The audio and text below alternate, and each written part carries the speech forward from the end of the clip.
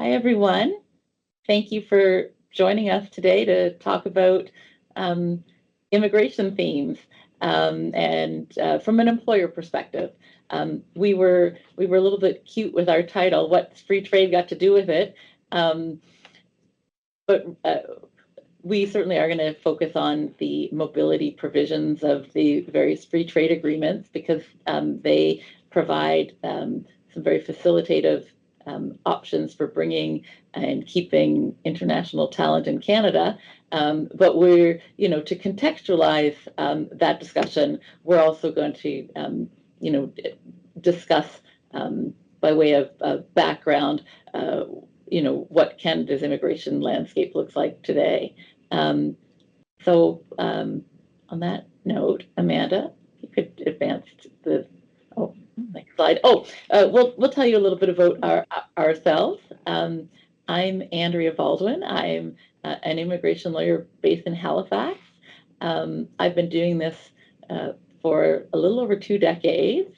And so I'm not new to immigration law, but I'm relatively new to McInnes Cooper, the boutique law firm I was with previously, Bartow Lawyers. We merged with McInnes Cooper last summer, and we're thrilled to be here to have joined a larger group of immigration practitioners, including my co-presenter today, Amanda Nash, who's based in St. John's.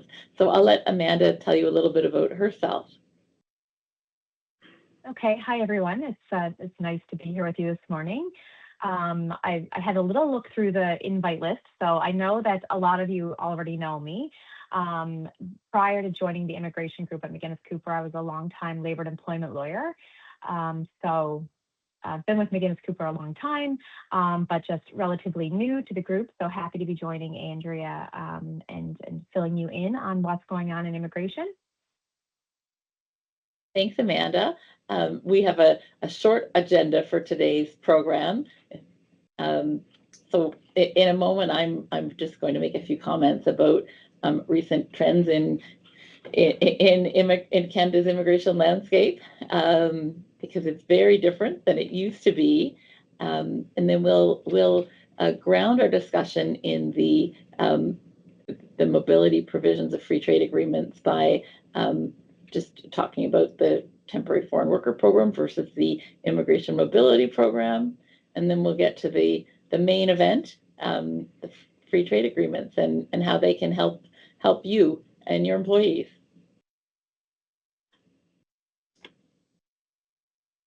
Okay, so on the slide, we've listed a bunch of immigration trends that we're seeing. It's over the last 18 to 24 months, Canada's immigration landscape has shifted more dramatically than at any other point in the last 20 years. I say that because there's been times when we've had immigration ministers who kept us hopping as they introduced new systems and made a lot of changes. But I would say the openness to immigrants has changed, perhaps for some legitimate policy reasons and our healthcare crisis and housing issues. But as a result, what the government has done as a result has led to very different conversations with employers and employees. Until very recently, the conversations that we would have with our clients, both employers and employees, was about what pathway we would use to bring someone to Canada and to keep them in Canada. But now that has shifted. And so for the first time in my career, I find myself telling some employers and employees that there may be no viable option to keep someone in Canada for the long term. Now, that's not in all cases. We're still, Canada has not closed its doors to immigrants at all. We have an aging population and a demographics issue. So Canada is continuing to welcome a robust number of new permanent residents every year, but the numbers have changed. So when we look at the level, every year, the immigration minister tables an immigration levels plan for the following 3 years to Parliament, and the plan for 2026 to 2028 sets a goal for Canada to welcome 385,000 permanent residents in 2026, and then 370,000 in each of the next 2 years, so in 2027 and 2028. Whereas if we move the clocks back a couple of years, the plan that was announced in 2024 had flowed from we'd seen years of an increase. It was in the 200,000s when I started practicing immigration law, but in 2024, Canada, the goal was to welcome, and I believe we did, 485,000 new permanent residents. And at that point, the goal was to push to 1 million new permanent residents, within a few years. So that's a very different picture than what we're seeing today, with at 370,000. So for the first time ever, Canada's done the Department of Immigration, Refugees and Citizenship Canada has used a number of levers to try and reduce intake and to make it harder to come to Canada temporarily and to stay here permanently. So we've seen changes in study permits. It's harder to get study permits. There's more requirements. For the first time ever, the government is tracking and counting and projecting targets for temporary residents. Previously, there were no targets for how many LMIA-based work permits or how many intercompany transferee work permits would be issued in a year. It's also so permanent residence is harder for people to obtain.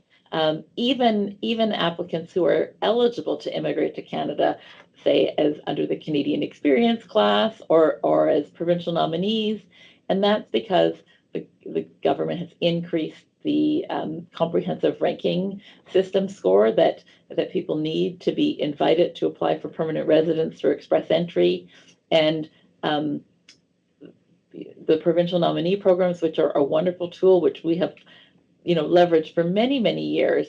It was never a question if someone was eligible for nomination under, say, the skilled worker stream of a particular provincial nominee program. We knew that it was a first in, first out system. We could get people nominated. The provinces would often expedite applications if people had upcoming work permit expiry dates, and those days are gone. The provinces have their allocation of nominations, or for Atlantic Canada, the allocation of endorsements available under the Atlantic Immigration Program. Those have effectively been cut in half. So the provinces are struggling to, they would like to have larger allocations because they wouldn't have to be so choosy. But now, not everybody who submits an application, or as more often than not, they're now expressions of interest, not all of those people are going to be invited or will have their application processed.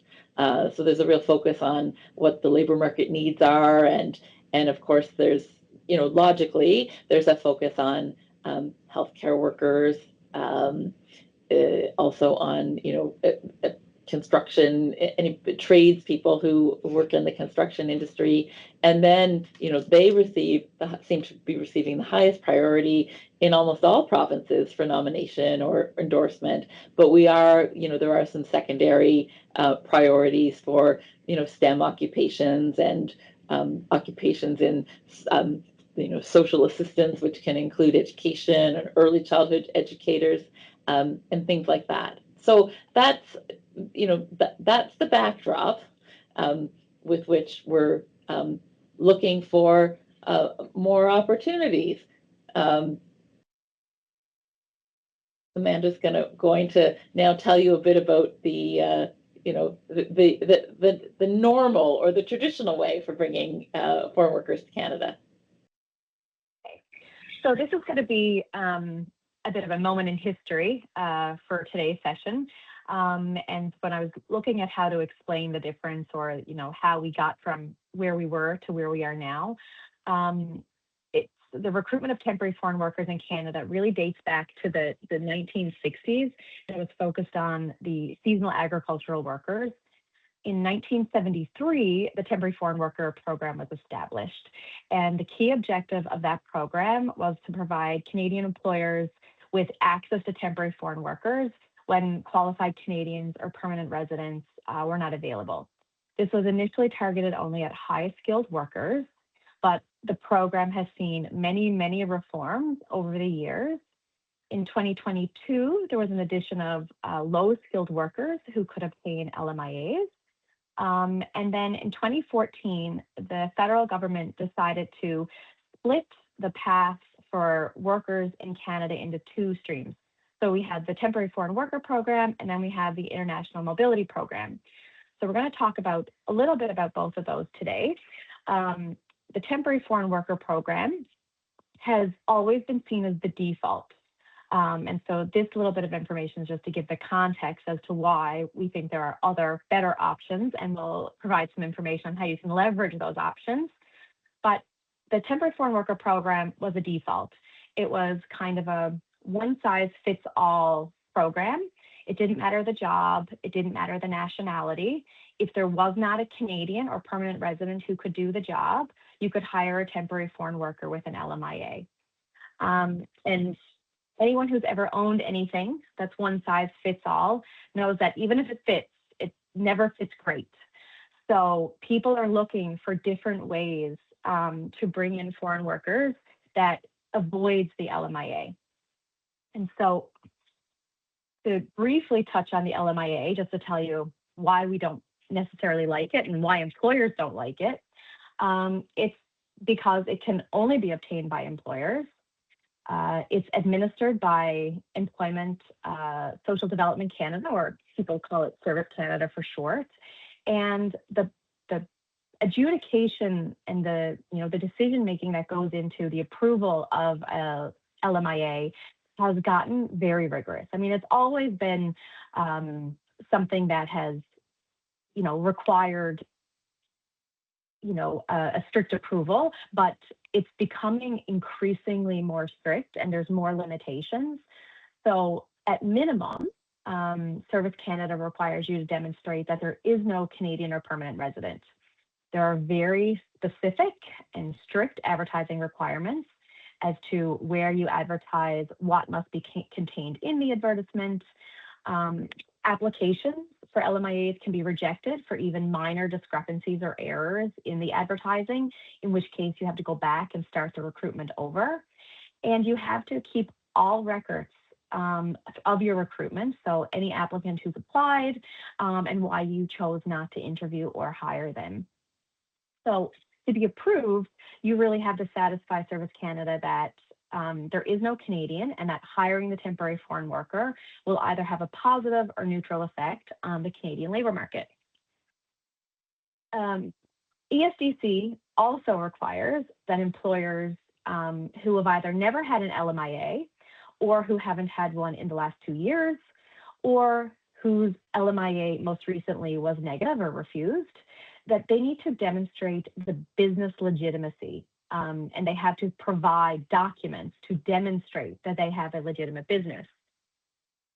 And the restrictions around what Service Canada will accept as proof that you are a legitimate business has become more detailed.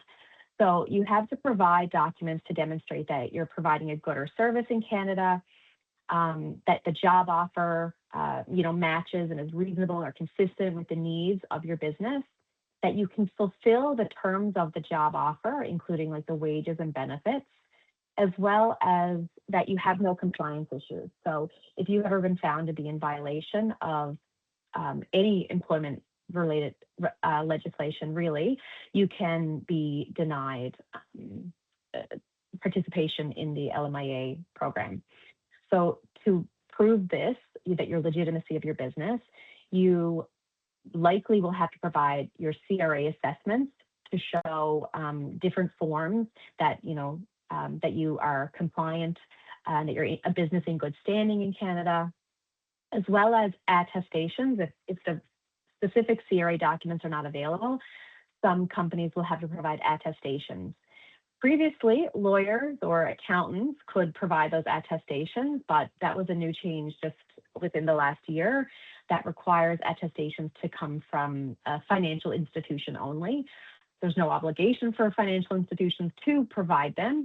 So I've seen some employers have difficulty obtaining the necessary documents, despite the fact that they very well may be a legitimate business. So that is something it's made it more difficult for employers. The other thing, or the other reason employers don't like LMIAs is it's expensive. It's expensive to get assistance with preparing them, but it's also a very high processing fee. It's $1,000 per employee that you wish to hire with an LMIA.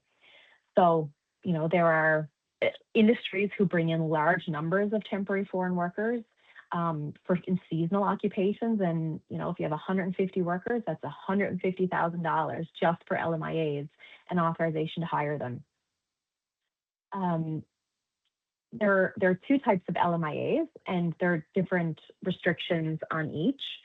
There are low wage and high wage. I'm not going to go into detail about them specifically.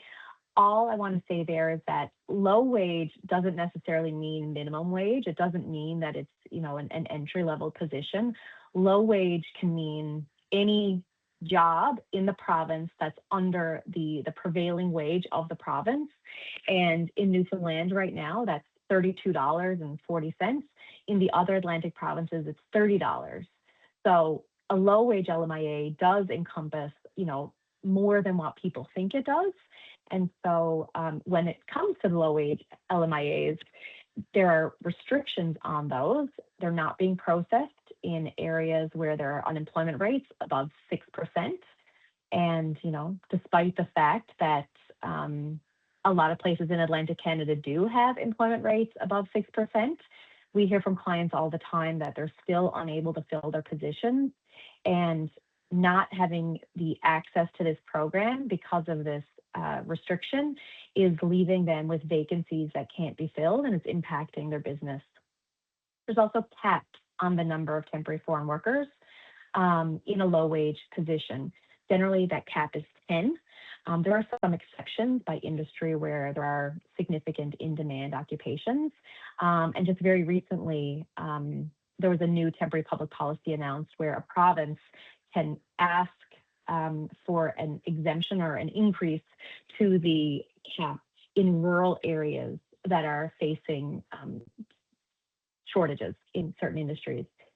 That is planned to take place between April of this year and March of next year, but all of the details aren't out yet as to how the provinces will have to obtain that and who it's really going to benefit.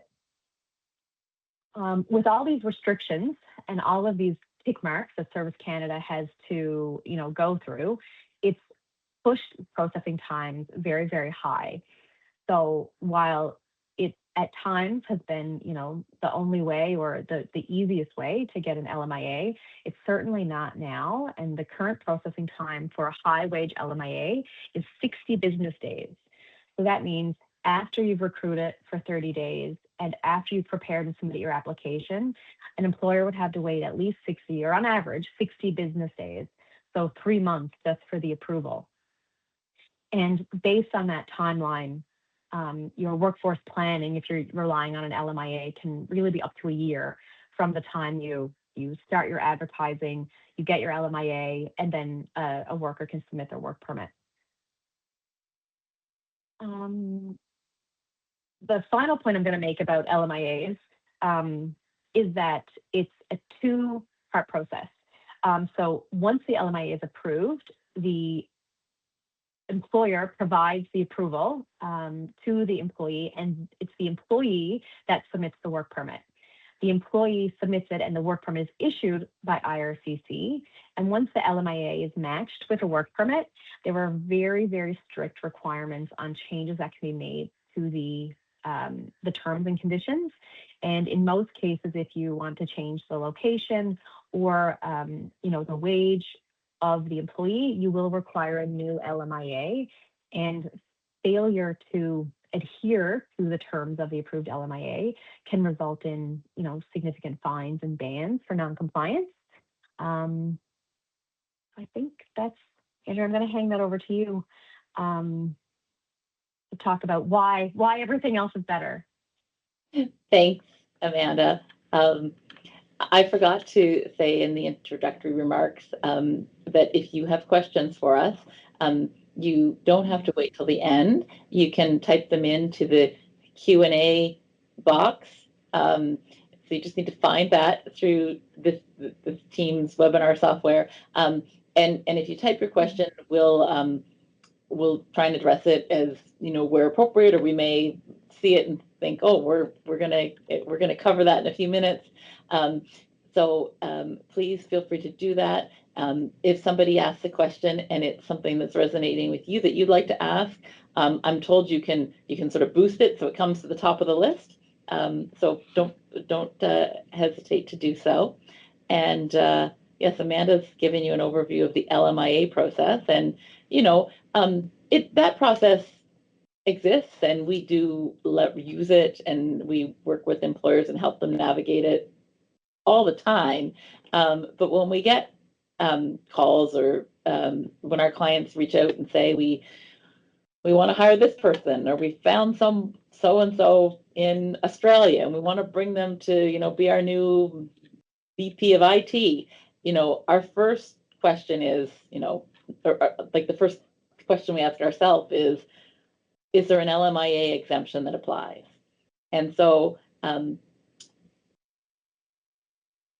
Amanda said, the IMP, all of Canada's work permit categories were divided and given different names and grouped into two separate buckets.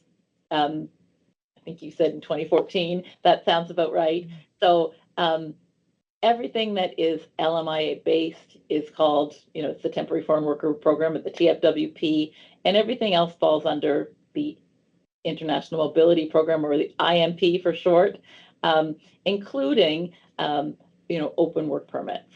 And I think it will start to change, but believe it or not, the highest sort of the work permit category that is most prevalent in Canada is open work permits, because international graduates who study here, if they've attended a designated learning institute that is eligible for post-graduation work permits, most international students, once they graduate, have been eligible for post-graduation work permits that could be valid for up to 3 years. And that the idea, the policy decision behind that was, people who've come to Canada to study here, they know Canada, they've settled here, they've made connections, so they're ideal immigrants. So we'll give them the post-graduation work permit and so they can amass Canadian experience and then be eligible to apply for Canadian experience or another program, provincial nomination or what have you, and then become a permanent resident. And so that's sort of the trajectory that we haven't used for everyone, because there are often there's often key talent that employers specifically recruit or discover somehow and then bring to Canada, and then we have often worked with employers to try and figure out a permanent resident strategy for those individuals, and so as I said previously, it's finding the right strategy that's becoming harder and harder. But I'm a little bit off topic right now, but not really. I wanted to talk, the open work permits. So, they're now harder to get. And so I think we will, and that's relevant because there'll be fewer post-graduation work permit holders.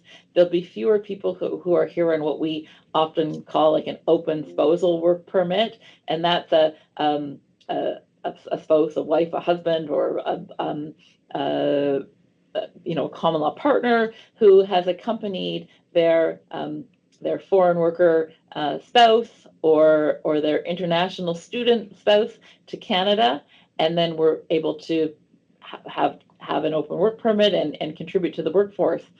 And there's been such a high number of open work permit holders, and an open work permit is just what it sounds like. If you don't know, you can, there's subject to a few restrictions. There's some always restrictions, or there should always be on an open work permit that says you can't work in, I forget the actual language, but basically it means you can't work in the sex industry or at a strip club.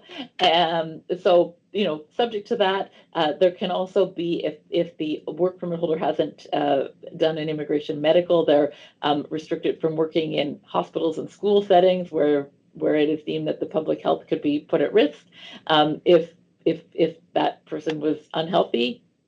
So otherwise, they could work anywhere in Canada, or still can.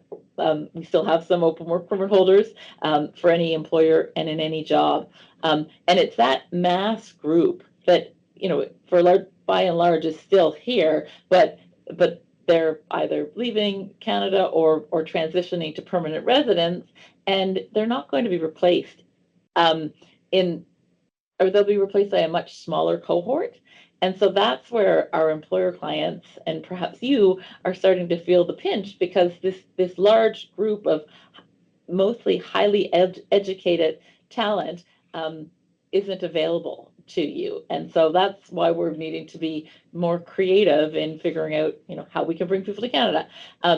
But back to the IMP, I didn't really leave it, but in that open work permits fall under the IMP, but so does all employer-specific LMIA exempt work permits, or closed work permits that are not based on LMIAs.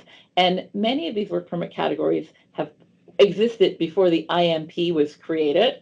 So, for example, intercompany transferees, provincial people who have been nominated by a province or endorsed under the Atlantic Immigration Program, or like there's a Northern Immigration Initiative. So once they have been endorsed or nominated, they're eligible for, it's a bit of a bridging work permit, but it's different than the open bridging work permit.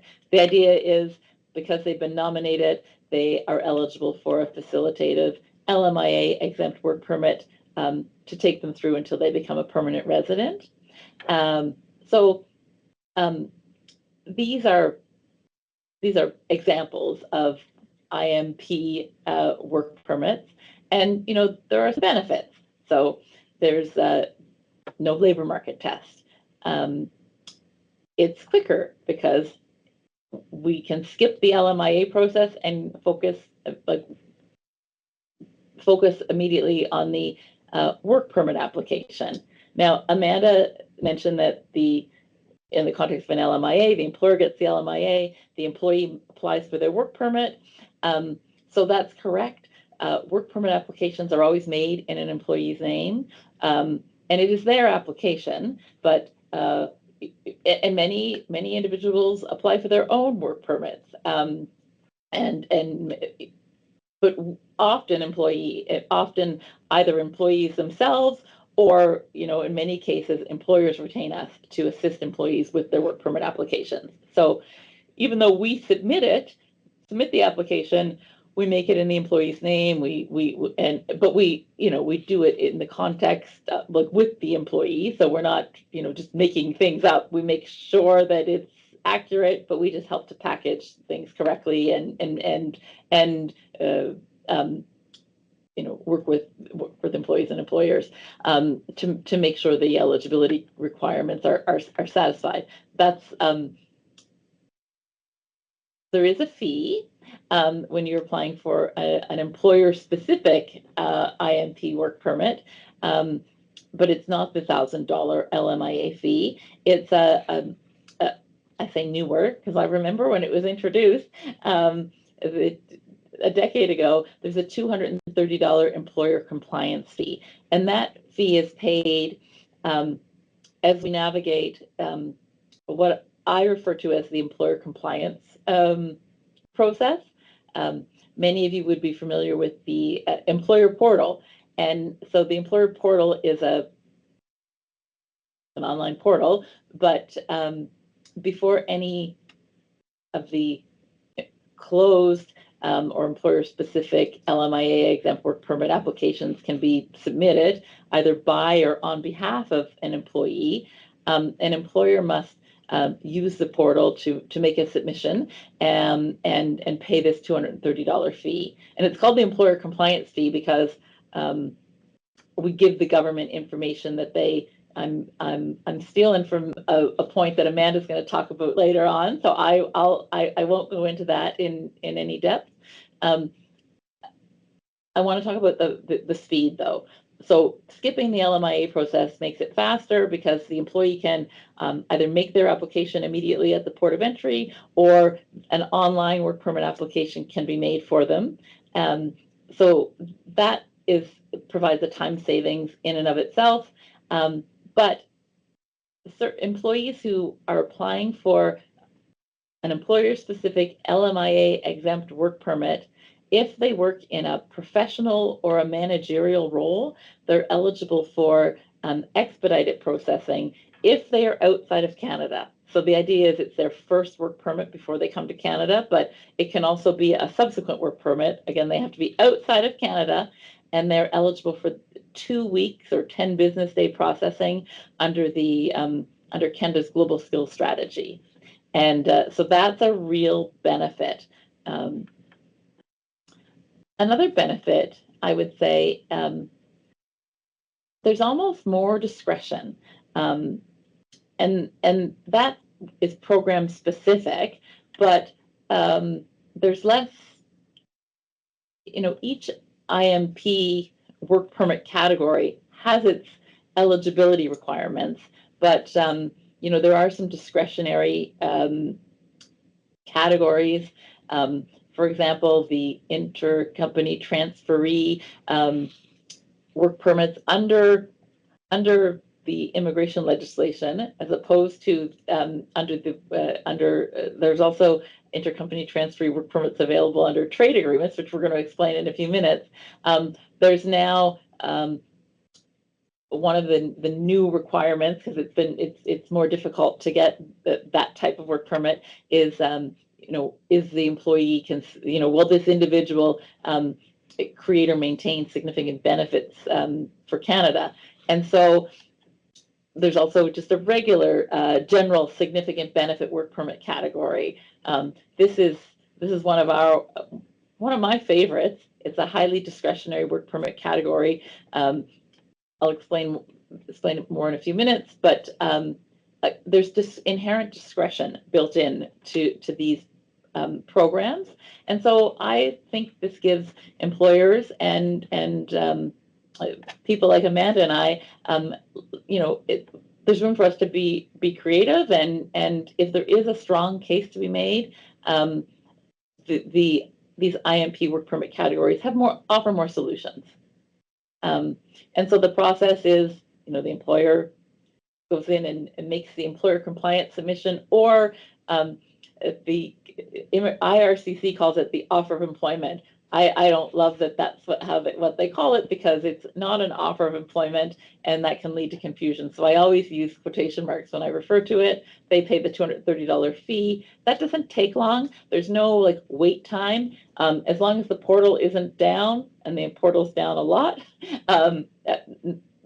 you make the submission, it's almost instantaneous. And then after the submission is made, there's a number that's generated, and then that must be included in the employer, in the employee, the work permit application that is made by or on behalf of the employee.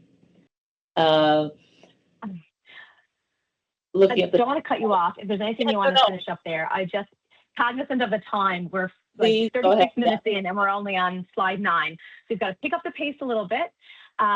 So before I get into this topic, I do want to just say, Heather, I see your message there. In the interest of time, if we don't get to it, I will call you after and answer your question for you. So this is really where we get to the what's free trade got to do with it. And when me and Andrea talked about what to do, I was really keen on this topic because, really until, the last year, I hadn't paid a lot of attention to free trade agreements, but there's a lot of talk in the news. You hear people talking about it in daily conversation. And, Canadians are worried about tariffs and the price of goods.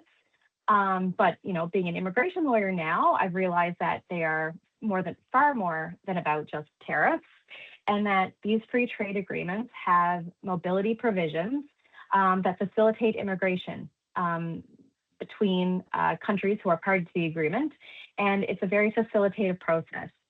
Some free trade agreements also have provisions for spouses to obtain open spousal work permits, and those open spousal work permits are unaffected by the restrictions that were placed on the eligibility for open spousal work permits just last year. So briefly going to talk about the different free trade agreements that are here. Canada has 15 free trade agreements with 51 countries around the world. 11 of those have mobility provisions.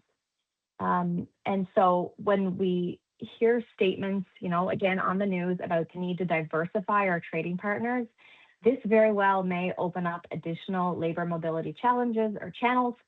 And employers, or at least your employer council, are paying attention to this because it could be very helpful to you when you're looking to recruit a worker. So listed here, and again, not going to go into all of them, are the different free trade agreements that have labor mobility provisions. So we have CUSMA, which is the one you hear a lot about in the news, the Canada-US-Mexico agreement. It was formerly NAFTA. CETA, which is the agreement with the European Union. So there's 27 member states where there may be opportunities to facilitate labor mobility. The Trans-Pacific Partnership is another really great one. A lot of skilled workers come from Australia, New Zealand. We can use this free trade agreement. And then we have Ukraine, the United Kingdom, and even right now I'm using the bilateral agreement with Chile to help a foreign or an employer bring and renew a work permit for a Colombian national. So this is a lot of countries where employers can access skilled workers without the need to obtain an LMIA. And I really do, as someone who's relatively new to immigration, think it's an underutilized opportunity for employers. So I found this, really interesting chart. I know it's probably kind of hard to see, and I wish I, had to be more tech savvy and I could have clicked different things or had a pointer where I could, point things out on the screen. So I'll try my best to explain what it is I'm looking at here. But generally, this chart comes from a report that was produced by Statistics Canada, and it was published in April of last year. So it's, the newest report that I could find. It was focused on the trends of temporary foreign workers coming from the United States to Canada. It looked at both U.S. citizens and non-U.S. citizens, so permanent residents from the United States, as compared to other countries around the world. It tracks data, so under each category of persons, it tracks data over 3 years, so 2010, 2019, and 2022. So 2010 is kind of pre-temporary foreign worker reform. 2019 is post-reform and pre-COVID. And then 2022 is post-COVID. I'll be really interested to see the next set of statistics, because I think that, as Andrea mentioned, with the change in the levels, I think these trends will change a little bit. But for now, we'll work with the data we have. On the other side of the chart, it compares 3 different programs. So the Temporary Foreign Worker Program, which is what we talked about with the LMIA. Then we have the International Mobility Program, specific to the free trade agreements, as well then as the International Mobility Program other categories. So what you can see across the temporary foreign worker line, across all groups, is that there was a drastic drop between 2010 and 2019 in the use of LMIAs. So if we just look at the U.S. citizens on the kind of the first grid, we went from 28% of Americans who came to Canada with an LMIA down to 5% in 2019 and relatively stable at 5% in 2022.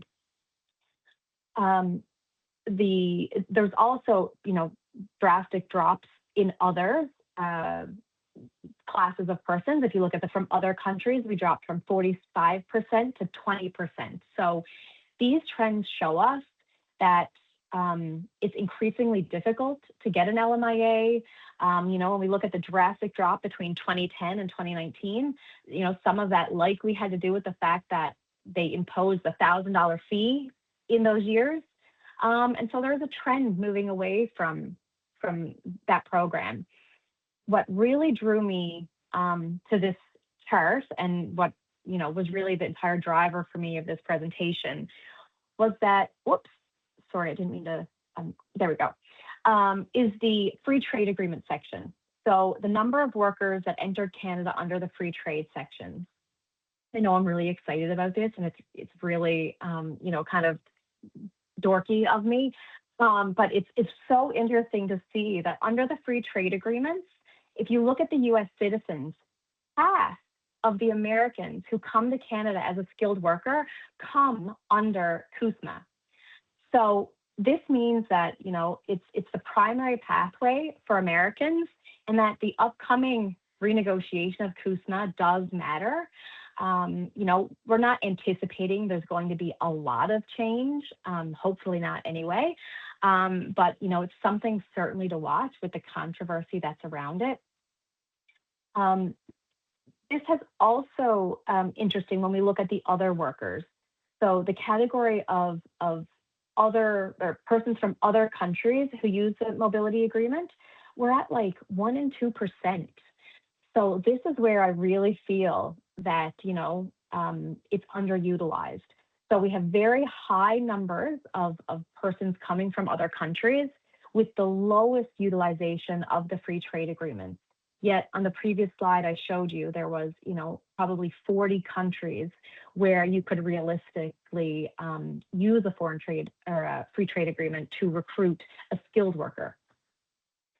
The last point I really want to make is when I looked at the final line on the chart about the international program from other categories. And it's a little bit deceiving when you think about the numbers that it's showing, the percentage of how highly utilized it is percentage-wise. And that's not really an indicator that there are other options that are better. Absolutely, there are some. The Francophone Mobility Program is one that, is a great option for employers without having an LMIA. But the high number and the high percentage of workers who are entering under this program is directly related to some of the categories of workers that Andrea already spoke about, being, postgraduate work permit holders, spouses of students, spouses of workers, until recently even dependents of foreign workers could get open spousal or accompanying permits.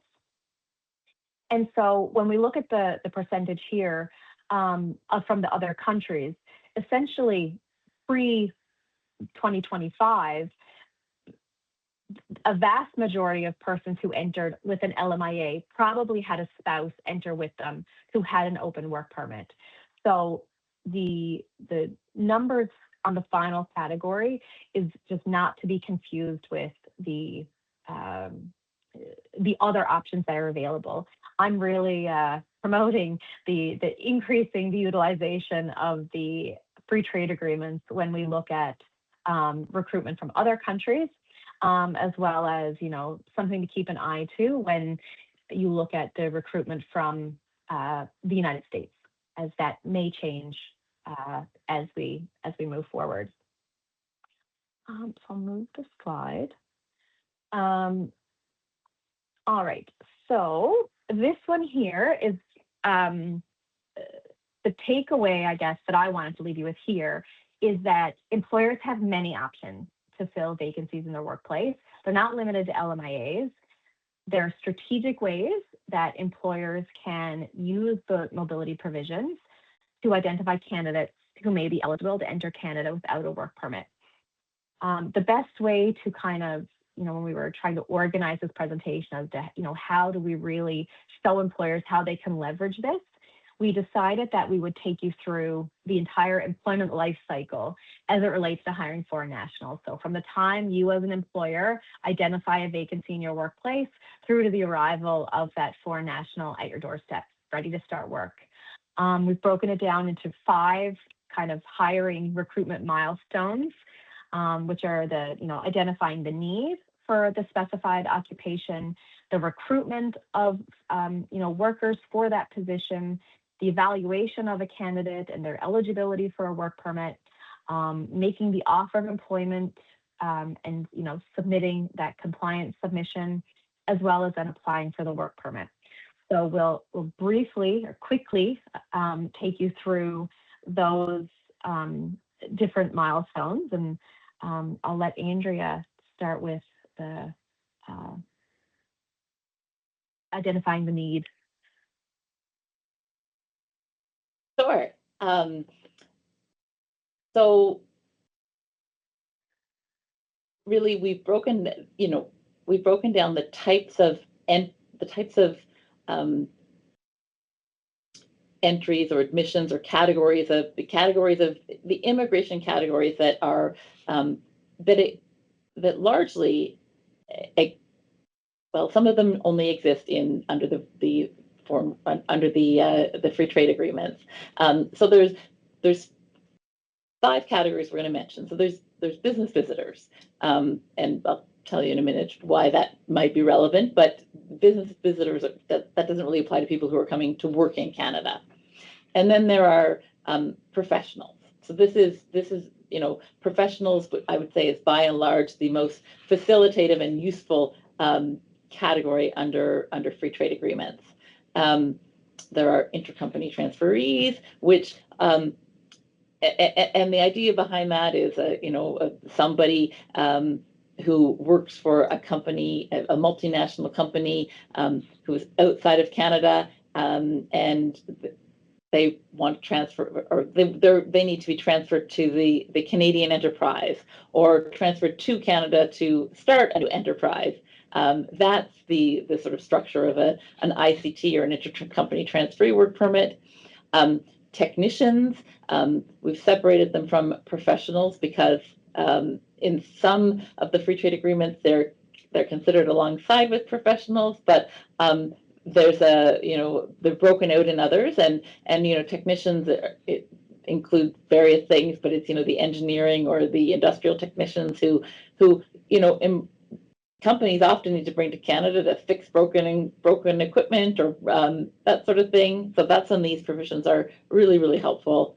And then traders and investors, we won't really get into that. We just want to mention that certainly CUSMA and many of the free trade agreements have this traders and investors category. These are complicated applications that take a long time to put together and a long time to be adjudicated by immigration officers. But the idea behind a trader and an investor is it's not as obvious as it sounds. If a company is sending somebody to Canada because the company intends to make a significant investment in Canada. So again, even though they don't talk about significant benefit to Canada, it certainly is a significant benefit type application, and that's when we would refer to that one. Can you move ahead to the next slide, please, Amanda? So business visitors, someone can come to Canada as a business visitor without relying on a free trade agreement. It's clearly set out in Section 186 and 187 of our immigration regulations, and that it's a bit of an overused or misunderstood category, in that I often have clients tell me like, "Oh, I just said I was coming to Canada to go to a meeting," and I always tell clients, it depends. It really depends what you're going to be doing at those meetings, whether or not you need a work permit or you're eligible as a business visitor. So business visitors are people who come to Canada to, they're traveling for work, but if you meet the business visitor criteria, you're exempt from the work permit requirement. So, sometimes it's really straightforward. If you're coming to Canada to attend a conference, then that's your business visitor. If you're on a board of directors and you come for a board meeting, that's a business visitor. There's no qualms about it. But in the legislation, a business visitor is defined as someone who will not be entering the Canadian labor market. And then the test is whether the primary source of remuneration for the business activity remains outside of Canada. So, and is the principal place of their business or their employment outside of Canada, and is the accrual of profits of their employer outside of Canada. And so the response to all of those three should be yes. And then the real test is is the business activity international in scope? And so it's really, if somebody is coming to Canada and they or their employer is going to be paid for the service that they're rendering, usually, not always, usually that payment kicks them out of the business visitor category, because Canada's immigration policy may say, well, it doesn't matter if you can't find someone with that specialization. We still consider it labor market entry. Did you test the labor market? So the one exception is after sales service.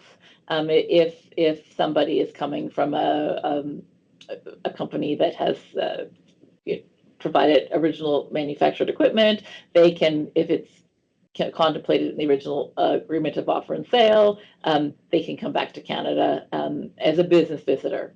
So, but we've listed these categories: meetings and conferences, buying and selling goods, after sales service, delivering and receiving training. If it's delivering or receiving intra-company training, it's a business visitor activity. And then some research and design work is considered a business visitor activity. And it's the various trade agreements describe business visitor activities under these headings. So that's why we've highlighted it for you. It really doesn't apply to somebody if you want to hire somebody and bring them to Canada. They're not coming as a business visitor. You're ahead of me with professionals. So this is by and large. I'm going to go through really quickly. I'm going to skip some content because I know we don't have much time left. Some of you may have to leave. We'll stay on for a few minutes after that. Professionals. This is like under CUSMA and many others. You can bring engineers, management consultants, lawyers, foresters.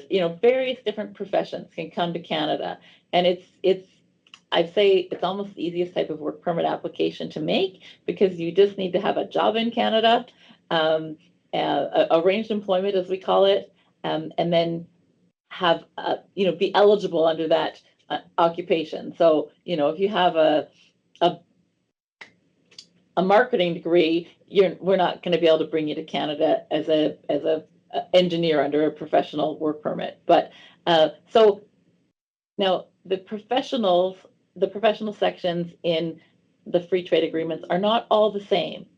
So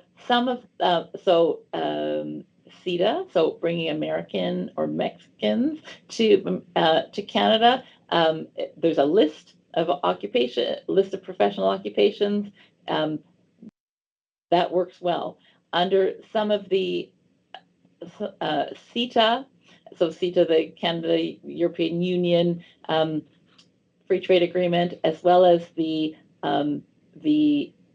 since the UK left the European Union, there's a separate agreement in place with the UK, and the professional provisions in those agreements actually speak to contract service suppliers and independent professionals, and these are a little more restrictive in that they're not facilitative to, you can't hire somebody directly as an employee. It's somebody who is, they're either themselves individually as an independent professional, or as a if they work for a third party entity, as a contracted service supplier. Their services are being retained by a Canadian entity who needs them to render a service. So they're very temporary, but so it's a bit of a smorgasbord. In Panama, for example, Canada's free trade agreement with Panama. There are various professional and managerial occupations that are listed. The same with our free trade agreement with Ukraine, and under the CPTPP. So this is a very useful agreement that I see somebody asked about countries. There's various countries here. So now, not all countries who are party to the CPTPP have reciprocal mobility provisions, but Australia does, Brunei does, but they're very limited. For petroleum engineers, we can bring petroleum engineers from Brunei to Canada. Chile, so even though Chile and Peru have their own free trade agreements with Canada, they are also signatories to the CPTPP. So Japan, Mexico, Malaysia. So, if you were targeting recruitment if you were going to go to Japan on a recruitment drive, you'd want to look and see what the provisions of the CPTPP say about professionals. Okay, technicians. So it's hard sometimes to bring technicians to Canada. So it's great that some of the provision. Sorry, I'm looking for. I have my notes from the slide deck. Here we go. So Chile and CUSMA have this subset of professionals. So you can bring scientific technicians and technologists. Under Colombia, Colombia and Peru, the free trade agreements Canada has signed with those countries have a robust list of technicians that can come to Canada for up to a year as employees, and those can be renewable. As I said, CETA and the UK agreement, it's more restrictive. If you have some broken machinery or for which you need somebody from Denmark or Spain to come and fix, then CETA will be very helpful in those instances. But CPTPP, so Australia, Chile, Japan, Mexico, and Peru all facilitate the hiring of technicians. What's my next slide? Intercompany transferees. I guess the takeaway about this is, as part of Canada's efforts to restrict the number of temporary foreign workers in Canada, in January 2025, the regular intercompany transferee program was made harder. So, as I said, they added a significant benefit analysis to the adjudication of these work permits. They also added a definition of what constitutes a multinational company, so that previously, if a company existed outside of Canada and they wanted to transfer someone to Canada to start up a Canadian branch, that was sufficient. Now there has to be at least two countries where the company already operates before they can transfer someone to Canada to start up a new branch. So the reason the free trade agreements are really helpful is that policy changes, even legislative changes implemented by the Canadian government can't trump Canada's treaty agreements with other countries. So there is a mandatory wage floor analysis similar to the prevailing wage analysis that happens in the LMIA process that is applicable to specialized knowledge workers who are coming to Canada as intercompany transferees. Although wage is arguably relevant to the assessment of one of these applications, it doesn't apply under a free trade agreement. We don't have to worry about some of the other things that have been added. Amanda, back over to you. Okay, so I know we're at time and we have maybe 4 slides left, I think. So, we'll try to be very brief.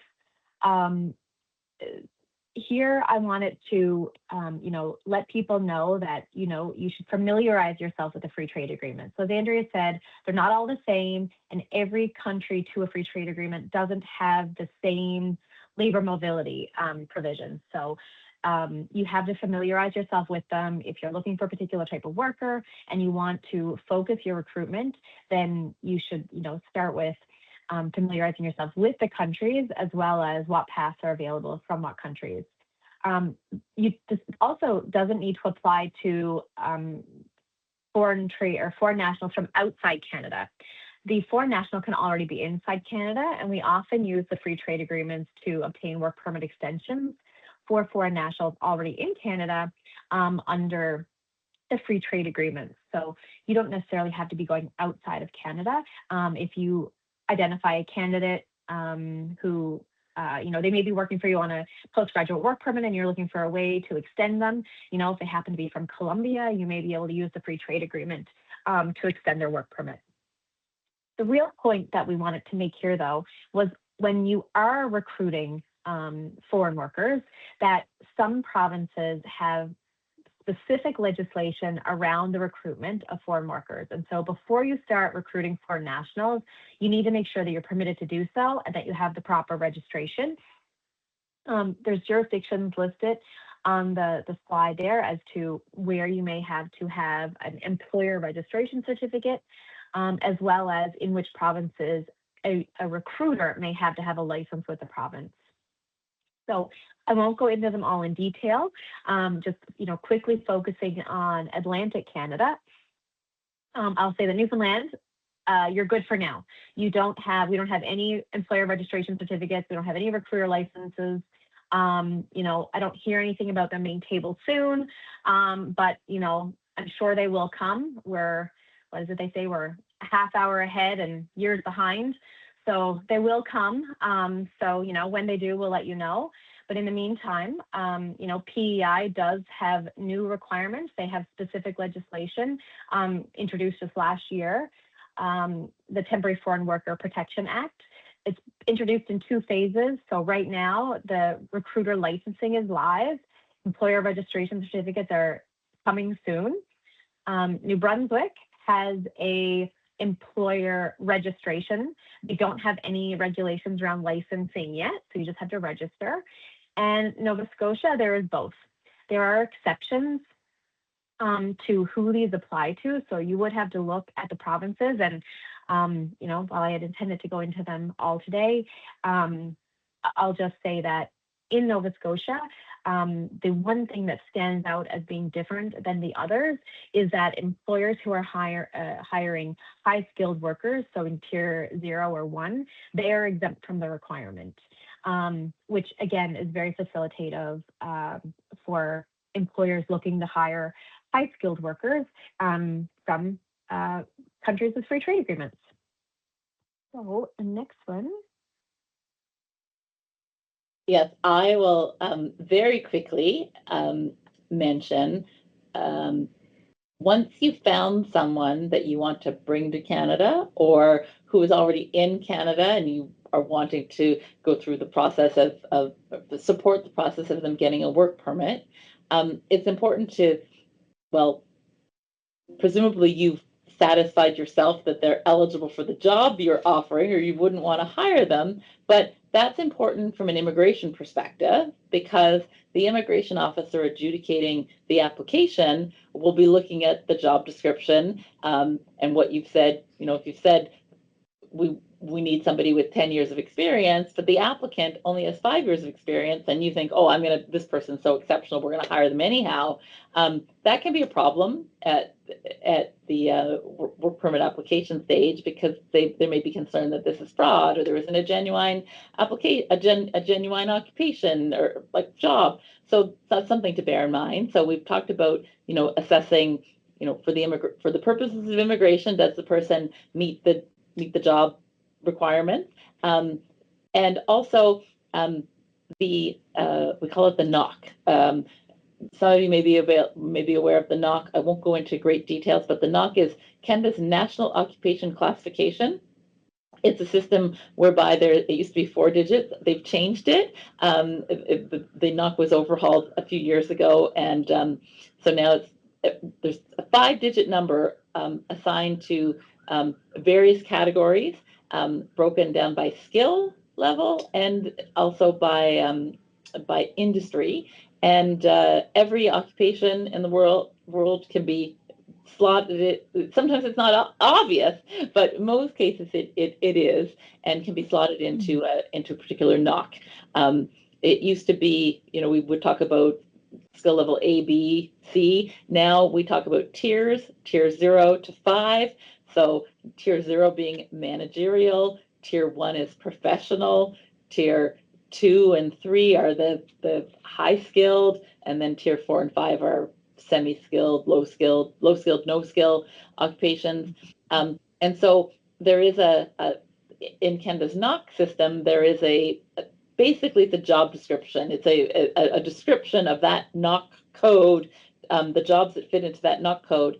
And that is something, especially if the application is being adjudicated by a visa office abroad, the officer will often look at, that job description in the knock, as well as the employment requirements set out in the knock description, compare it sometimes with the job description, and with the foreign nationals qualifications. So, those are some assessments to be done, and that, that's where it's helpful or best practice to involve an immigration professional to assist you with sort of that assessment, even if it's not obvious.